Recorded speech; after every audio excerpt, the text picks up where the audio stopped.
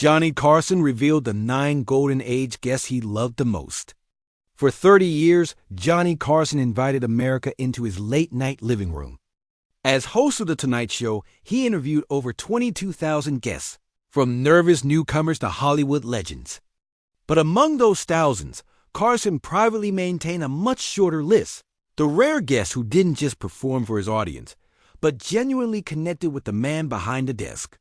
Johnny was the ultimate professional, explained a former Tonight Show producer who worked with Carson for 15 years. But there were certain guests who could make him forget the cameras were rolling. When they visited, Johnny wasn't hosting anymore. He was simply enjoying himself. But first, we need to understand why the man at the top of Carson's list earned his deepest admiration and the emotional moment that revealed just how genuine their connection truly was. Now, the title of it is It's Bo. That's the name of the dog. Jimmy Stewart, the man who made Carson cry. When Jimmy Stewart appeared on The Tonight Show, viewers witnessed something remarkable. Johnny Carson, television's unflappable master of ceremonies, transformed into an appreciative fan in the presence of genuine Hollywood royalty. Jimmy was everything America wanted to believe about itself, Carson once confided to a close friend. Decent, humble, authentic, the real deal in an industry full of phonies. Stewart's appearances became annual events eagerly anticipated by both the audience and Carson himself. Unlike many aging stars who relied on well-rehearsed anecdotes, Stewart brought a natural, sometimes hesitant quality to his interviews that Carson found refreshingly authentic. Johnny respected that Jimmy never tried to be slick, explained a former Tonight Show producer. He stumbled over words sometimes. He paused to find the right expression. He was just being himself, not performing Jimmy Stewart the way some celebrities would perform versions of themselves. What truly cemented Stewart's place as Carson's favorite guest was a now legendary 1981 appearance when the actor read his poem B about the death of his beloved dog. The simple, heartfelt verses about his golden retriever caused Carson, famous for his emotional restraint, to visibly tear up on national television.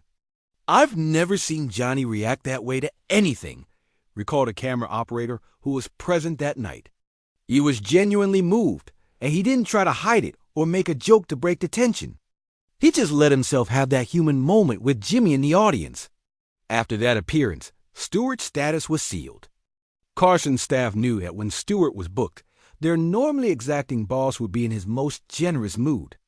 "Johnny would actually ask us to extend Jimmy's segments if possible," revealed a former producer. "He'd say, 'See if we can give him another few minutes. Move the commercial if you have to.' That kind of scheduling change was practically unheard of. Perhaps most telling was how Carson spoke about Stewart when cameras weren't rolling. According to those who worked closely with him, Carson would sometimes reference Stewart's interviews during production meetings as examples of perfect television, authentic moments that justified the medium's existence.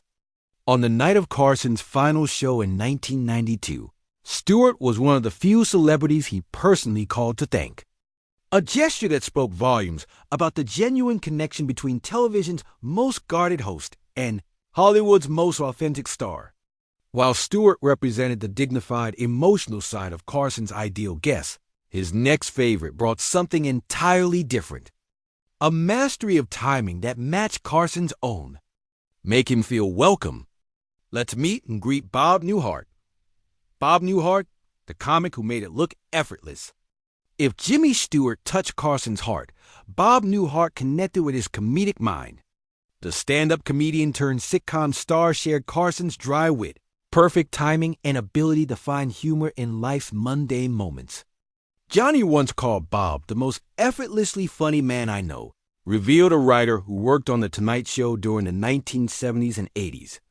Coming from Carson, there was no higher compliment. What distinguished Newhart from other comedians who appeared on the show was his conversational style. Rather than arriving with prepared bits or recycled material from his act, Newhart engaged in genuine dialogue with Carson. The approach that perfectly complemented the host's own strengths. They had this incredible timing between them. Recall a director who worked on many of Newhart's appearances. Bob would start a story. Johnny would add just the right comment at just the right moment. Bob would build on it. It was like watching two jazz musicians who could anticipate each other's moves perfectly. Carson's appreciation for Newhart was evident in how he broke his own rules when the comedian appeared. Normally strict about keeping segments to their allotted time, Carson would frequently let Newhart run long, sometimes even asking producers to extend his segments at the expense of other guests. If Bob was on a roll, Johnny would just let him go, confirmed the former producer. He'd make the stretch it sign to the control room, which was his signal to delay the commercial break. With most guests, he'd be counting down the seconds until they were done. With Bob, he never wanted it to end. What Carson particularly appreciated about Newhart was his humility.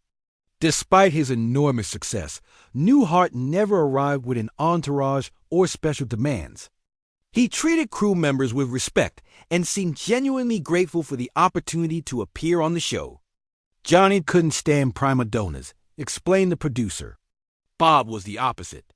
He'd chat with the pages, thank the makeup people, remember the names of camera operators he'd met years earlier. Johnny noticed those things.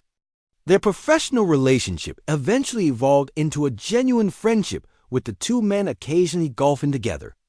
A clear indication that Carson, famous for keeping his private life separate from his professional world, truly enjoyed Newhart's company. If Johnny invited you to play golf, that meant he actually liked you as a person, not just as a guest, noted a longtime friend of Carson's. Bob was one of the very few celebrities who crossed that line. While Newhart represented the subtle intellectual comedy Carson admired, his next favorite guest brought something entirely different. Spontaneity and unpredictability that kept Carson on his toes. Would you welcome Burt Reynolds? Applause. Music. Applause. Burt Reynolds, the perfect partner in crime. When Burt Reynolds appeared on The Tonight Show, viewers knew they weren't just watching an interview. They were witnessing a friendly competition between two men who genuinely enjoyed trying to own up each other. Burt gets the game. Most guests don't. Carson reportedly told a producer after a particularly memorable appearance by the mustachioed movie star. Reynolds, at the height of his fame in the 1970s, understood something crucial about television that many other celebrities miss. That the host-guest relationship worked best as a playful partnership rather than simply a promotional opportunity. Johnny loved that Burt came to play not just to plug a movie, explained a former Tonight Show writer. Most stars arrive with talking points from their publicists. Burt arrived with water pistols hidden in his jacket. Their legendary prank wars became a recurring highlight of Reynolds' appearances. In one infamous incident, Reynolds surprised Carson by hitting him in the face with shaving cream during what was supposed to be a serious discussion about an upcoming film. Rather than being annoyed, Carson was delighted by the ambush.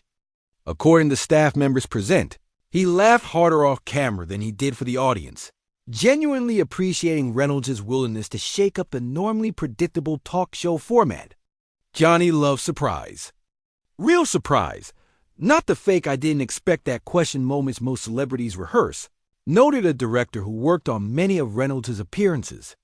Burt was one of the few guests who could genuinely catch Johnny off guard, and Johnny respected that enormously. What Carson particularly appreciated was Reynolds' ability to take a joke as well as dish one out.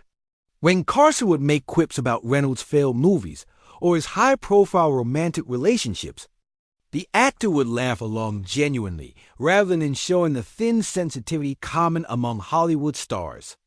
Johnny had a test for whether he truly liked the celebrity, revealed a longtime producer. Could he tease them without them getting offended? Burt passed that test with flying colors. He not only took the jokes well, he encouraged them. The genuine friendship between the two men was evident in how Carson spoke about Reynolds when the actor wasn't on the show. According to staff members, Carson would often reference Reynolds' prior appearances when preparing for other guests, using him as an example of ideal talk show behavior. Johnny would tell nervous guests, "Just relax and have fun with it," like Burt Reynolds does, recalled a talent coordinator who worked on the show. That was the highest praise he could offer. While Reynolds represented the playful, unpredictable energy Carson enjoyed, his next favorite guest brought something entirely different. Intellectual depth that allowed Carson to show a side of himself rarely seen on television. "We've been on the same stage together, and no harm had come to you." That is true. That is no harm. And that was, and then you were on that show. The Orson Welles, the genius who fascinated Carson. When most people think of Johnny Carson, they picture the affable, joke-cracking host who specialized in celebrity interviews and comedy sketches. But those who can,